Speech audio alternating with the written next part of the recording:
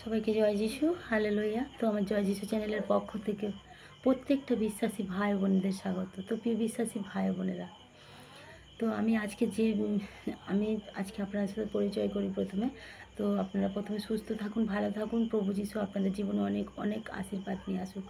তো আমি কালকে থেকে আজকে পর্যন্ত আমি কিন্তু দুপুরবেলা করে প্রার্থনা ছাড়ি। কালকেও আমি প্রতিদিন রেগুলার মেনটেন করে প্রার্থনা দিই নিত্য নতুন। তো আমি প্রার্থনা দিতে পারিনি কারণ বিশ্বাসী ভাই বোনেরা, কারণ আমার বাবা একজন খ্রিস্ট বিশ্বাসী ছিলেন, তিনি মারা গিয়েছিলেন।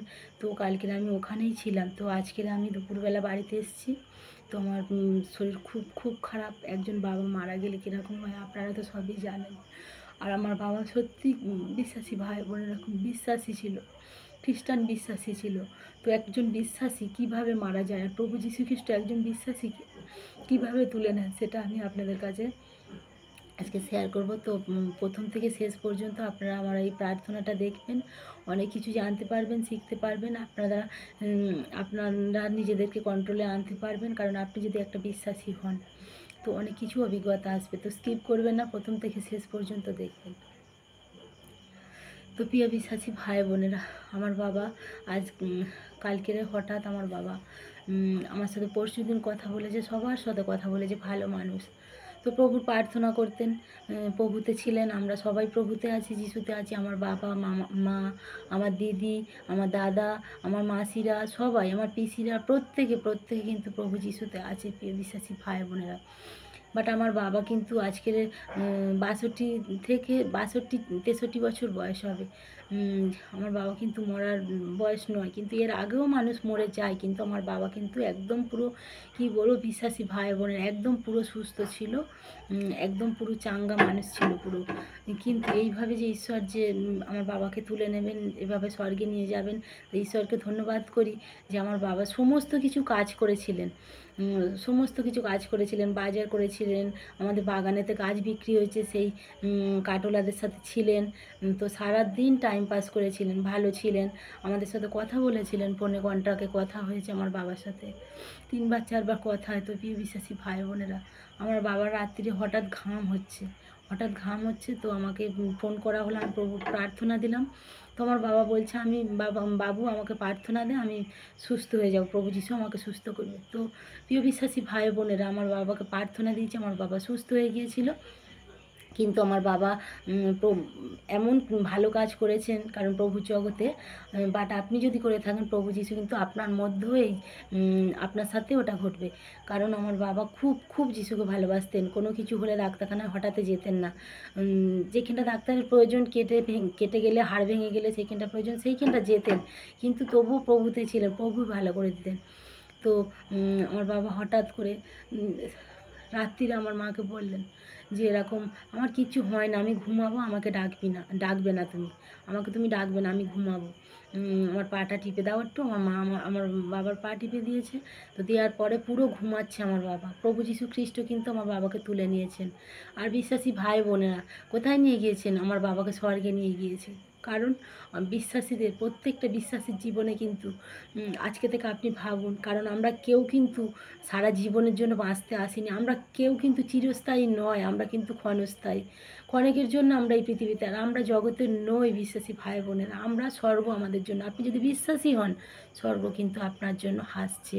যে কোনো মুহূর্তে প্রভু যীশু খ্রিস্ট কিন্তু আপনাকে সেই স্বর্গে নিয়ে যাবেন। মানুষ, আশেপাশের মানুষেরা, শয়তান তো থাকবেই, শয়তান চায় আপনি একটা পথে, ভালো পথে যাচ্ছেন, আপনি হঠাৎ মারা গিয়েছেন, আপনাকে বলবে। কারণ আমার বাবার সাথে হয়েছে এটা। কারণ আমার বাবার সাথে সবাই বলেছেন যে ইনি খুব ভালো কাজ করেছেন। অনেকেই বলেছে, পজিটিভ যারা মানুষ আছে তারা বলেছেন ইনি খুব ভালো কাজ করেছেন, যার জন্য সমস্ত কাজ করে হঠাৎ করে মারা গেলে এই মানুষ, তারা ভাবতেই পারেনি। কিন্তু কারণ আমরা তো জানি প্রভু যীশু খ্রিস্ট আমার বাবাকে স্বর্গে তুলে নিয়েছেন। কারণ প্রভু যীশু খ্রিস্ট আমার বাবার মধ্যে অনেক কিছু ভালো কিছু দেখেছেন, আমার বাবার পাপ ক্ষমা করে দিয়ে স্বর্গে নিয়ে গেছেন। বাট আপনার বাবারা, আপনার প্রিয়জনদের কিছু হলেও কিন্তু যদি আপনি বিশ্বাসে থাকেন প্রভুতে, আপনাদের জন্যও কিন্তু স্বর্গ হাসছে, কারণ আমার বাবা আজ স্বর্গে গেছেন। কিন্তু কিছু নেগেটিভ মানুষ আছে, আপনাকে নিয়ে তামাশা করবে, আপনাকে তামাশার পাত্র বানাবে, আপনাকে বলবেন যে এরকম এই হলো, ওই তো যিশু করে, বাবার মাথা খেলো, কিবা অনেক অনেক আপনাকে নিয়ে রহস্য করবে, কথা বলবেন। হ্যাঁ বিশ্বাসী ভাই বোনেরা, আপনাদের কাছে রিকোয়েস্ট, আপনি প্রার্থনা রাখুন প্রভুর কাছে যে সে আজকে বলছে কালকে সেটা তার সাথেও ঘটবে। কারণ কেউ চিরস্থায়ী নয়, সবাই কিন্তু ক্ষণস্থায়ী, সবাই কিন্তু ক্ষণস্থায়ী, কেউ সারা জীবনের জন্য আসেনি। তাই বিশ্বাসী ভাই বোনেরা, আমি প্রার্থনা দিতে পারিনি। তো আমার বাবা মারা গিয়েছে, আমার বাবা আজকে স্বর্গে আছে, আমার বাবা খুব ভালো আছে। কিন্তু কোনো প্রিয়জন, কোনো বাবা, কোনো মা যদি মারা যায় সবার তো শোক হয়। কিন্তু আমার বাবাকে আমি বলবো, প্রভু যিশু, আমরা কিন্তু জীবিতদের প্রার্থনা দিয়ে আমাদের ঈশ্বরের বাক্যে মৃতর তার প্রার্থনা তো বলবো। প্রভু যিশু খ্রিস্ট কিন্তু স্বর্গে নিয়েছেন, স্বর্গে জায়গা করে দিয়েছেন, তার জন্য প্রভুকে ধন্যবাদ। আমার বাবা যেন স্বর্গে সুস্থ থাকে, ভালো থাকে। আর আপনাদেরও যদি কোনো কিছু এরকম হয় হঠাৎ করে, আপনারা ভয় পাবেন না, আপনাদের সঙ্গে অনেক কিছুই হবেন। কারণ আপনি জগতে জন্ম নিয়েছেন, জগৎ মানে কঠিন একটা পরিবেশ, আপনার সাথে অনেক অনেক কিছু হবে, অনেক শয়তানি জ্বালানা তাড়ানো হবে। আপনি সৎ থাকুন, কারণ আপনি যদি সৎ থাকেন আমার বাবার মতো ঈশ্বরও কিন্তু আপনাকে হঠাৎ করে তুলে নেবেন। আর কিছু সেই শয়তান আছে, কিছু পাপি তাপি মানুষ আছে যারা জঘন্য ঘৃণ্যতম পাপি, জগতের নরকের কীট।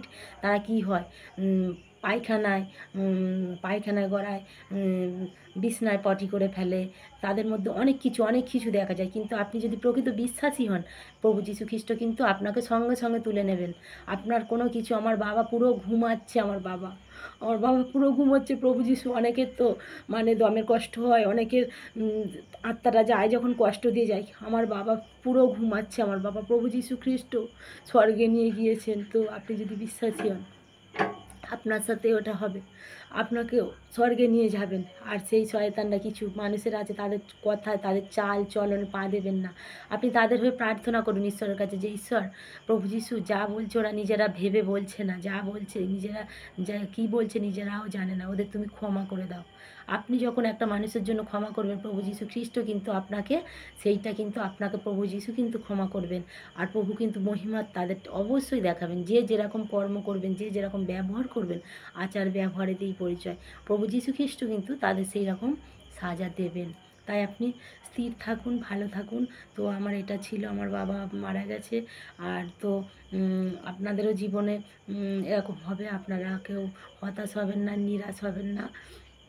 কষ্ট তো হবে, কিন্তু কষ্টকে তো দূর করে প্রভুর এতে প্রার্থনা করতে হবে, প্রভুকে নিয়ে থাকতে হবে, প্রভুর প্রচার সুসমাচার আরও বেশি বেশি করে করতে হবে। কারণ আপনার যে নেগেটিভ মাইন্ডের মানুষেরা আছে আপনাকে অনেক রকম হেনস্থায় ফেলবে।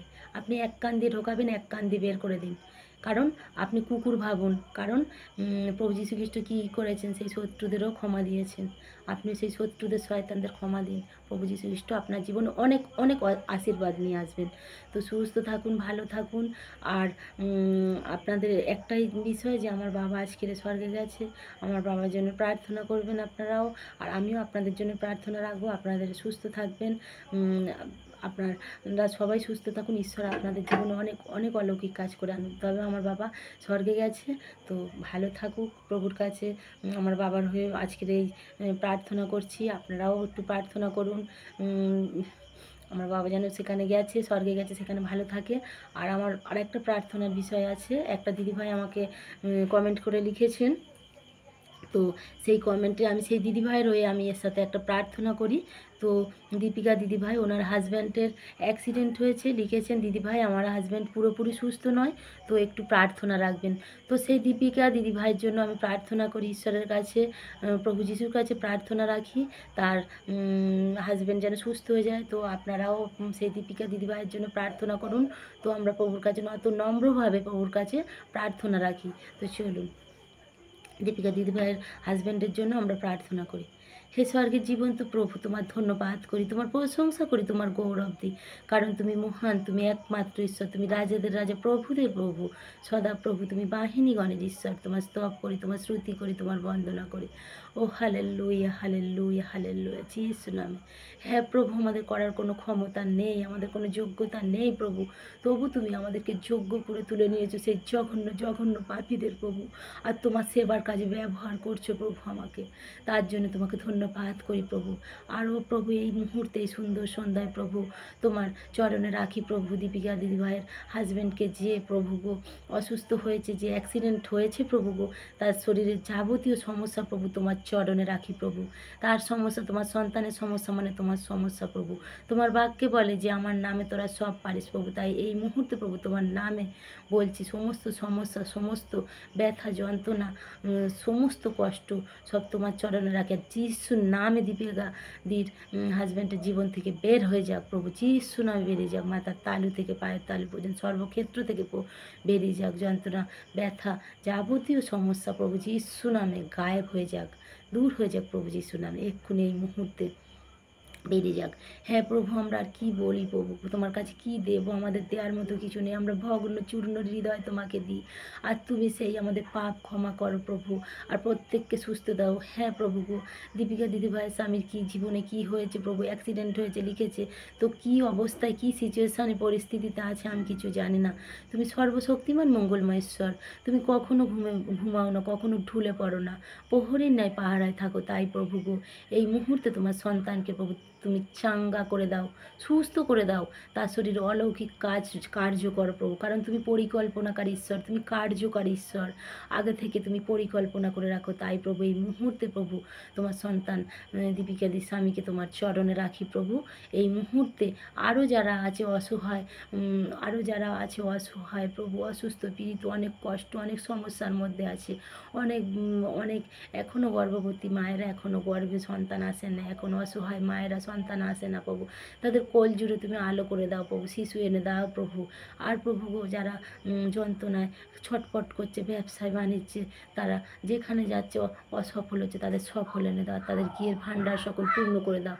প্রত্যেকটা বিশ্বাসী ভাই বোনের জীবনে তুমি অলৌকিক অলৌকিক কাজ করো প্রভু, তুমি দয়া করো প্রভু, তুমি দয়া করো, তুমি চাঙ্গা করে দাও, তুমি সুস্থ করে দাও, ঠিক করে দাও প্রত্যেককে প্রভু।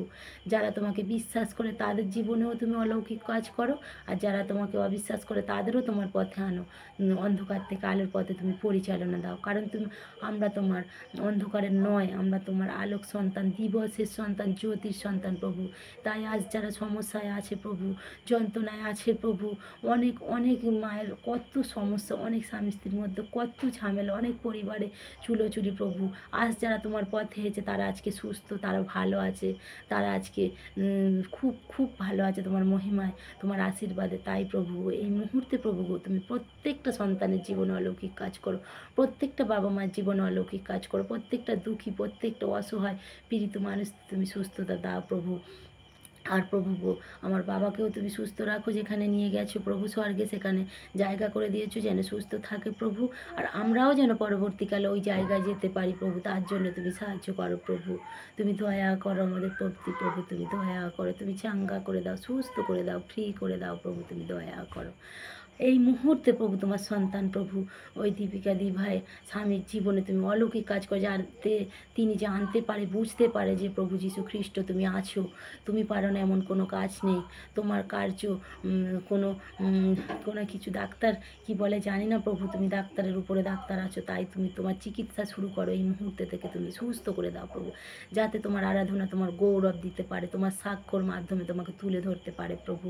তুমি দয়া করো প্রভু, তুমি বলেছো তুমি কিছু চাও না, তুমি গৌরব চাও প্রভু, তাই তোমার গৌরব যেন তোমাকেই দেয় প্রভু, তার প্রতি তুমি দয়া করো প্রভু, আর সুস্থতা দাও, চাঙ্গা করে দাও, তুমি দয়া করো প্রভু, তুমি দয়া করো প্রত্যেকটা বিশ্বাসীর জীবনে তুমি সুস্থতা দাও, প্রত্যেককে সুস্থতা রাখো প্রভু, তুমি দয়া করো প্রভু, তুমি দয়া করো। হালেলুয়া হালেলুয়া হালেলুয়া, তুমি দয়া করো প্রভু। বিশ্বাস করি প্রভু তুমি আমার প্রার্থনা শুনলে, আর প্রার্থনার উত্তর দিয়ে প্রত্যেকটা বিশ্বাসী ভাই বোনকে সুস্থ করে দিলে, চাঙ্গা করে দিলে, ফি করে দিলে, তার জন্য তোমাকে সকল ধন্যবাদ, মহিমা, গৌরব দিই।